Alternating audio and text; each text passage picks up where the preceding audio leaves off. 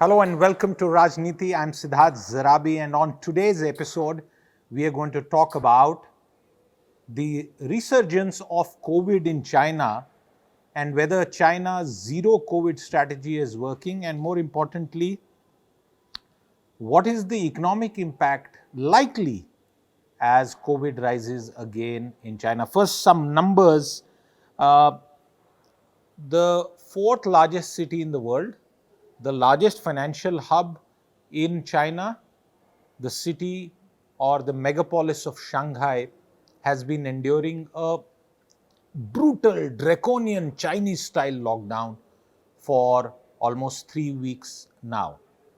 And this lockdown has led to a situation where a lot of people, ordinary residents of that city, are facing severe shortages of food and of medicines, and are in fact putting out videos which China, which strictly censors the internet. Despite all that censorship, some of those videos are coming out and are visible online. But we leave that. Let's come back to the topic about how the resurgence of COVID in some provinces in China is causing concern as far as the global economy is concerned.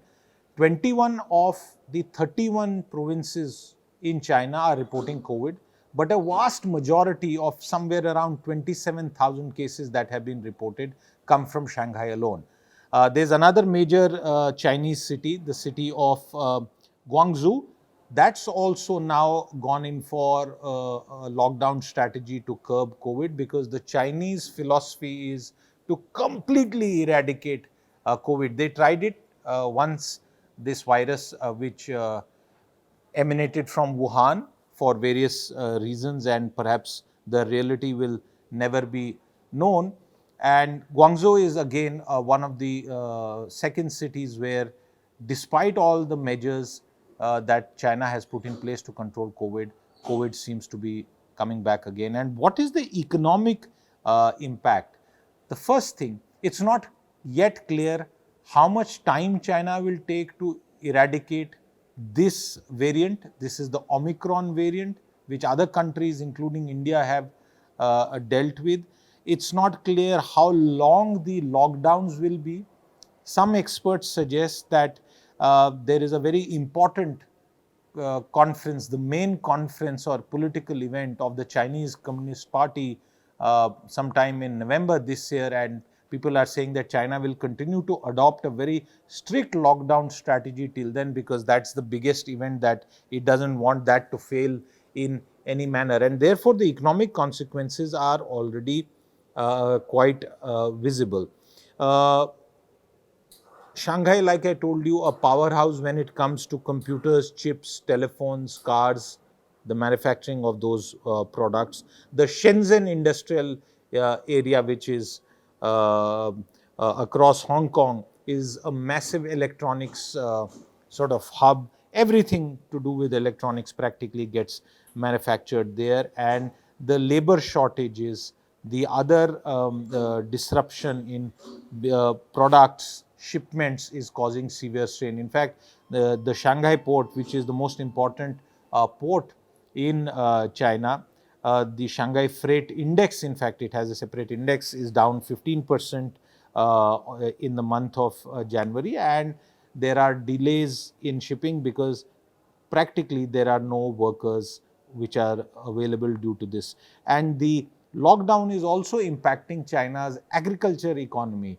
Various reports suggest that the planting of crops in the spring season, which includes main staples like rice and soya bean and corn, have suffered on account of want of labor. Vehicle prices are down, vegetable prices have surged, inflation is coming back, and it's all putting a question mark on the Chinese strategy, because it is having clear-cut economic consequences.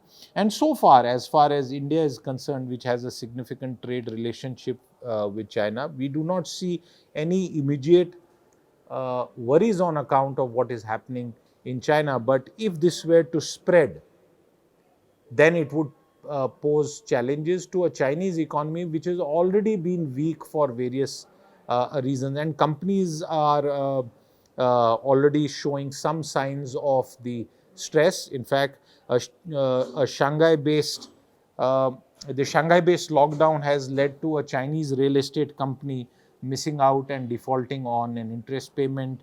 Electric car maker, which goes by the name of NIO in China, is said that it's facing problems with regard to supply chain, the availability of components, and basically because Shanghai has been cut off from the rest of the of China, this is causing significant problems. So the broader question, and this is the most important question as far as India is also concerned, does zero COVID work?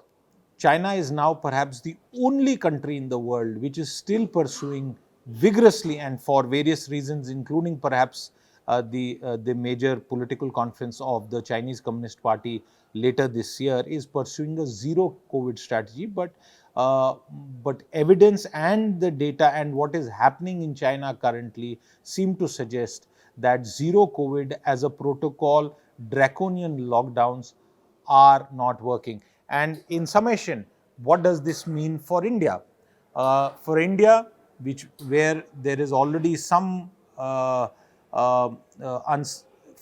on account of how inflation could play out, and that uncertainty was visible in what the Reserve Bank of India really said as far as the economy is concerned. The RBI just a few days back has lowered India's GDP growth prospects, at least the projections, from 7.8% to 7.2% in the current financial year. So for India, one of the major issues will be international travel. We have already opened up all our travel. Shanghai is cut off. The Chinese are being very strict about it, but the virus, as we have seen, has a very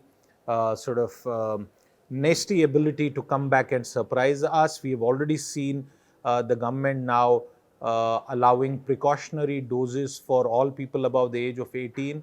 And the good news is that vaccine prices have also dropped. So it's time, if you are eligible for a precautionary dose, please go ahead and take it.